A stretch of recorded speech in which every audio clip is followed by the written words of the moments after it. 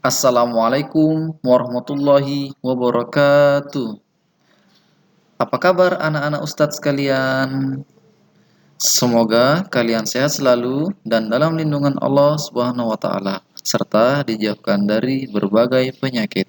Amin amin ya robbal alamin. Pada kesempatan ini kita akan belajar ilmu pengetahuan alam bersama Ustadz Haizuddin Arif.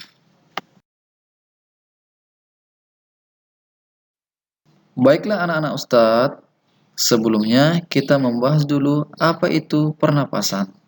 Pernapasan merupakan proses menghirup gas, oksigen, atau O2 dan menghembuskan karbon dioksida atau CO2. Adapun organ pernapasan yang akan kita bahas yaitu yang pertama organ pernapasan amfibi, yang kedua organ pernapasan ikan, yang ketiga organ pernapasan burung, yang keempat organ pernapasan serangga, yang kelima organ pernapasan cacing tanah, yang keenam organ pernapasan reptil, dan yang ketujuh organ pernapasan mamalia. Yang pertama yaitu cacing tanah. Bisa diperhatikan pada gambar. Cacing tanah merupakan salah satu hewan lunak karena tidak memiliki tulang. Cacing tanah bernapas menggunakan kulitnya yang basah. Kulit yang basah pada cacing mempermudah untuk masuknya oksigen dan keluarnya karbon dioksida. Pertukaran udara pada cacing terjadi pada bagian kulit yang tipis yang selalu terlihat basah. Jadi, cacing tanah bernapas menggunakan kulitnya. Nah, kulitnya yang selalu terlihat basah itu adalah fungsinya untuk mempermudah masuknya oksigen atau O2 dan mempermudah keluarnya karbon dioksida atau CO2. Yang kedua yaitu serangga. Nah, di sini Ustaz contohkan pada gambar itu belalang beserta dengan susunan organ pernapasannya. Yang pertama yaitu mulut.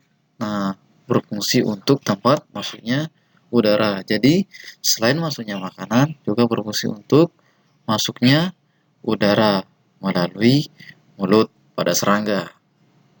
Yang kedua yaitu kantung udara. Nah, kantung udara itu kalau kita perhatikan pada gambarnya itu letaknya di dalam tubuh serangga atau belalang. Itu yang gelembung-gelembung itu disebut dengan kantong udara. Fungsinya untuk tempat menyimpan udara. Yang ketiga yaitu trakea. Nah, kalau kita perhatikan pada gambarnya itu di dalam tubuh belalang, nah trakea itu bentuknya dia yang mengelilingi kantung udara pada belalang, baik di bagian atas, bawah, dan kiri kanan. Nah, di dalam trakea ini terdapat rongga-rongga udara berfungsi untuk penghantar oksigen ke seluruh tubuh atau bagian sel-sel serangga. Dan yang keempat itu spirakel atau lubang bagian kanan dan kiri. Jadi spirakel ini kata lainnya yaitu lubang bagian kanan dan kiri. Kalau kita perhatikan pada tubuh belalang di sisi kanan dan kiri di situ ada lubang-lubang kecil. Nah, itu yang disebut dengan spirakel. Nah, spirakel itu fungsinya sebagai jalan masuk keluarnya udara.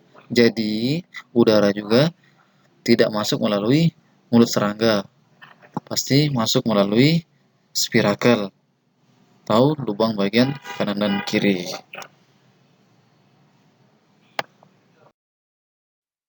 Bagian yang ketiga yaitu ikan. Di sini ikan merupakan salah satu hewan yang sangat unik juga karena dia hidupnya di air. Kalau kita perhatikan di situ pada gambar, di situ ada gambar ikan. beserta dengan susunan organ pernapasannya. Yang pertama yaitu mulut. Nah, mulut ini fungsinya sebagai tempat masuknya air yang mengandung oksigen. Jadi, air juga mengandung oksigen. Nah, ikan menerima oksigen melalui air untuk bernapas. Yang kedua yaitu rigi-rigi insang. Nah, rigi-rigi insang ini letaknya itu tepat di belakang kepala ikan dan di bagian depan insang ikan. Nah, fungsinya untuk menyaring air saat ikan bernapas. Yang ketiga, lembaran insang. Nah, kalau kita perhatikan situ di gambarnya sebelah kanan sebuah sepasang tangan yang sedang membuka penutup insang pada ikan. Situ ada gambar yang berwarna merah, itu ada lembaran-lembaran insang yang berwarna merah. Nah, di dalam lembaran-lembaran insang itu terdapat atau mengandung pembuluh darah. Nah, fungsinya untuk memasukkan oksigen dan menyebarkannya ke seluruh tubuh pada ikan. Yang keempat, lengkung insang. Nah, lengkung insang ini posisinya tepat di belakang penutup insang ikan atau nyatu dengan tubuh ikan di bagian samping kiri dan kanan. Nah, fungsinya itu tempat melekatnya lembaran insang.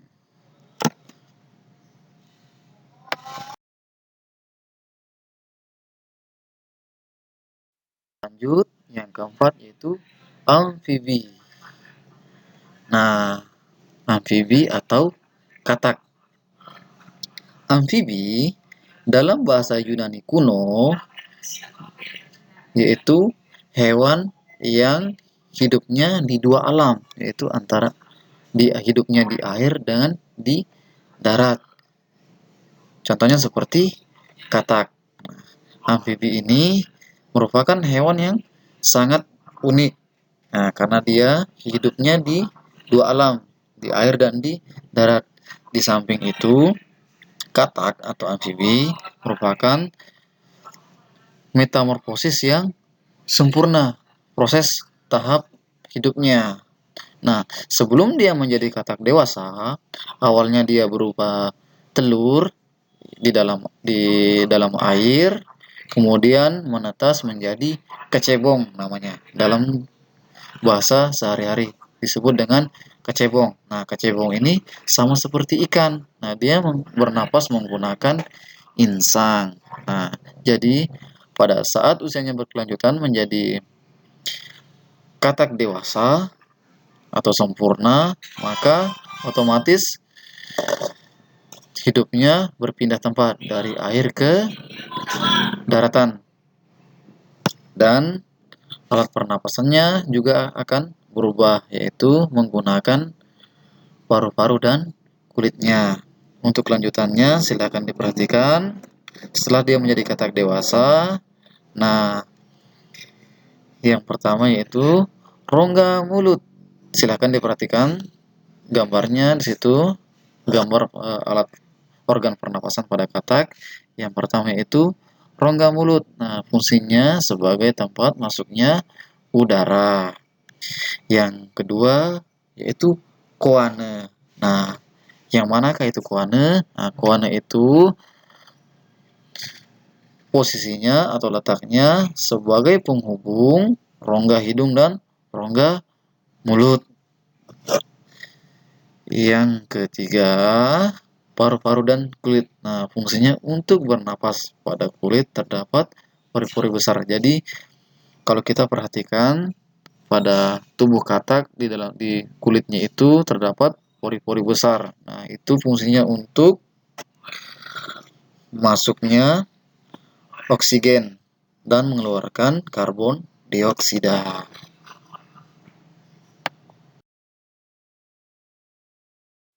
Yang kelima yaitu reptilia. Nah, reptilia ini diartikan juga sebagai hewan yang melata. Contohnya seperti kadal, buaya, cicak, bunglon, komodo karena dia bergerak menggunakan perutnya juga. Selain bergerak dengan kakinya, dia juga bergerak menggunakan otot perutnya. Nah, contohnya seperti ular juga. Kalau kita perhatikan pada gambar, di situ ada gambar kadal. Nah, salah satu contoh hewan reptil atau hewan melata beserta dengan susunan organ pernapasannya. Apa sajakah itu? Baik, yang pertama yaitu lubang hidung. Nah, lubang hidung ini terdapat pada wajahnya, bagian depan. Nah, fungsinya untuk tempat masuknya udara. Yang kedua yaitu trakea. Nah, bentuknya menonjol. Fungsinya agar tidak sesak saat menelan mangsanya. Yang ketiga, paru-paru sebagai alat pernapasan. Dan yang keempat, tulang rusuk. Nah, tulang rusuk ini berkontraksi atau mengembang pada saat oksigen masuk dan berelaksasi atau mengempis saat karbon dioksida keluar. Jadi di sini hewan melata atau reptil bernapas menggunakan paru-paru. Bagian keenam yaitu burung atau disebut dengan apes. Nah, contoh tampak pada gambar di situ ada gambar burung beserta dengan susunan organ pernapasannya. Apa saja itu? Yang pertama yaitu paruh burung. Nah, fungsinya itu terdapat lubang hidung sebagai jalan keluar masuknya udara. Yang kedua yaitu trakea atau batang tenggorokan. Yang ketiga itu ada kantung udara atau disebut dengan pundi-pundi udara. Nah, kantong udara pada burung yaitu untuk membantu pernapasan burung saat terbang karena kantung udara menyimpan oksigen cadangan. Selain itu, kantung udara juga fungsinya untuk membantu mempertahankan suhu badan pada burung, yaitu dengan cara mencegah hilangnya panas badan secara berlebihan. Nah, di sini kantung udara itu pada burung terbagi menjadi dua, yaitu anterior. Nah, anterior ini adalah pundi-pundi udara yang terletak di pangkal leher dan rongga dada atau bagian depan.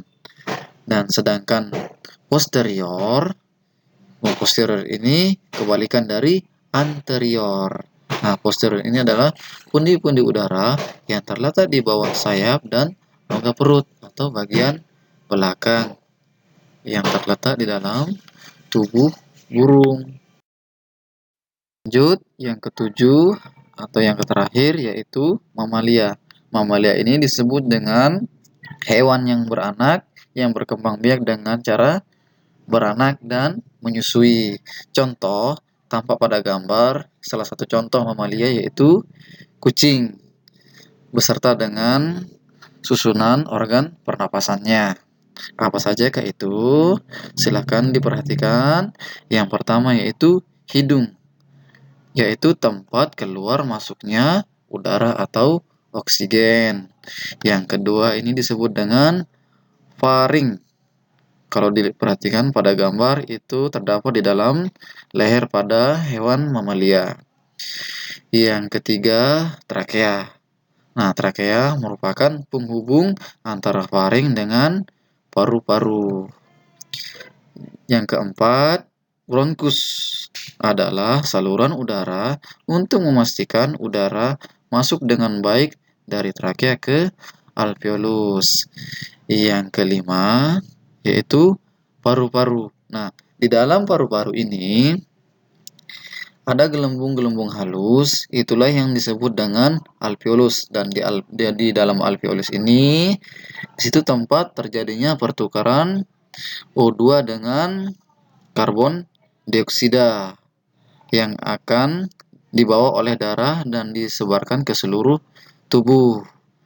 Sedangkan bronkiolus berfungsi untuk menyalurkan udara dari bronkus ke alveolus.